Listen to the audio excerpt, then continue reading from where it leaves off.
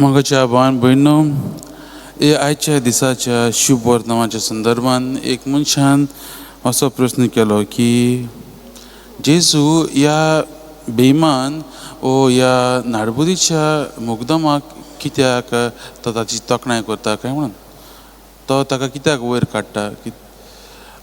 आनी हाकाच आनीक एक मनशान जबाब दिलो ह्या प्रश्नाक.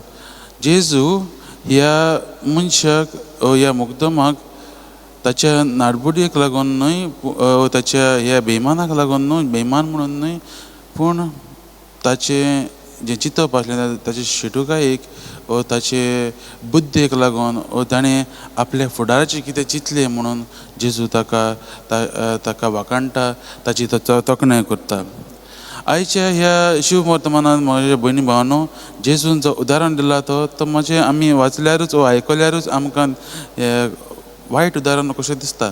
कित्याक एक वायट मनशाचो उदाहरण घेवन ताणें आमकां तो कितें तरी शिकोवंक सोदता.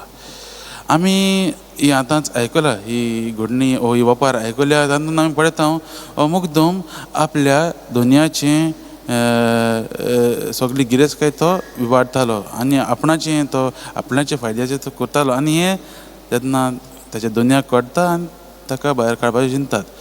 पूण आमी मोगाच्या भयणो आमी पळयत जाल्यार न्हू, आमकां दिसून येता की आमी पळोवंक जाय की हो मुखादम जो आसा तो आपली बुद्धी वापरता. तो लास्ट म्हणल्यार देखून आपल्या दुनयाचें मन जिखोवंक वा काळीज जिखोवंक तो वावर करता. म्हणजे कितें, तो जाणा आसलो की जुदेवाचो कायदो तो जाणा आसलो बरे भाशेन, की जुदेवाचो कायदो अशें म्हणटा की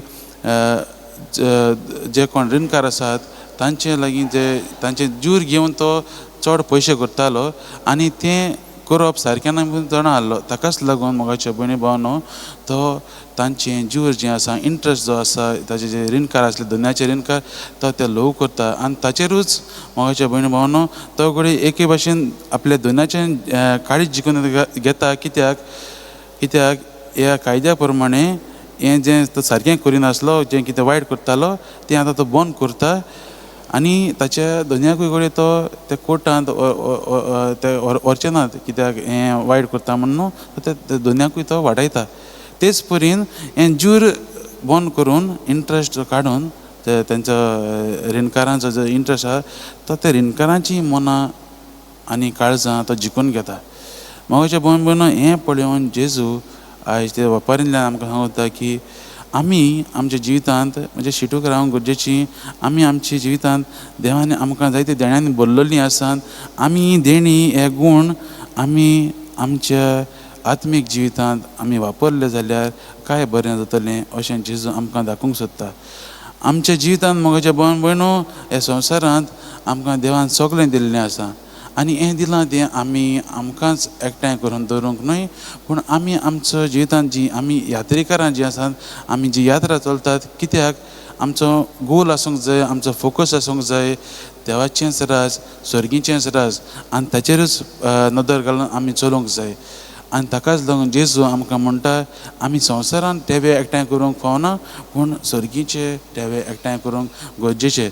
संवसारांत आमकां कितें दिल्लें आसा तें आमी आमच्या ह्या यात्रेंत वापरून तें आमकां स्वर्गीच्या राजा लागीं व्हरूंक आमकां व्हरूंक जाय.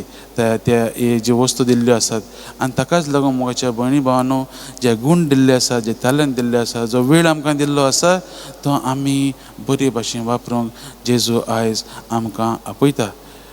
एक वायट मनशाचें आमकां उदाहरण दिलां खरें, पूण आमकां आयज आमच्या आत्मीक जिविताचेर तो नदर मारूंक आपयता.